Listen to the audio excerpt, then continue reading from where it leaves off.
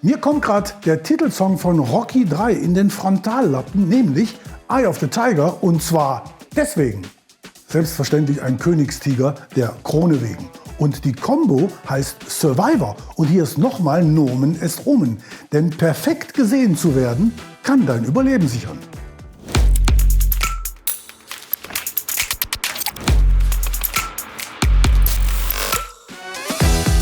Krone TV ist heute zu Gast bei dem Beleuchtungsspezialisten Sanube im schönen Österreich.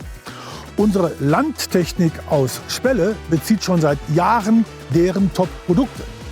Aber ab sofort profitieren auch die Veralter Schiebegardine, der Herzlaker Dryliner und ab Anfang 2025 auch der Lübtener Cooliner von dieser herausragenden Beleuchtungsqualität.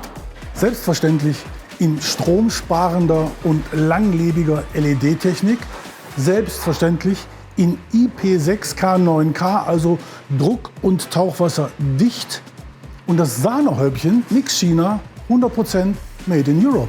Aber bevor jetzt ein skandinavischer Proteststurm losbricht, von wegen keine Enteisung, weil kaltes LED-Licht, alles Quatsch, auch daran haben wir gedacht.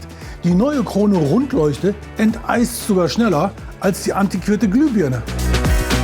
Und nochmal bringt Krone Licht ins Dunkle. Genauer gesagt ins Innere des Krone Dryliners und des Profiliners mit dem neuen Lichtband in IP6K9K, also resistent gegen Heißdampf. Denn ab 2025 soll das neue Leuchtband auch im Cooliner verbaut werden und spätestens da kommt Heißdampf regelmäßig zum Einsatz, Stichwort Hygiene und HACCP. Und dann können die Fahrer auch das Kleingedruckte auf den Etiketten lesen. Und dann kommt die Palette für Edeka auch bei Edeka an und die für Rewe bei Rewe und so weiter und so weiter.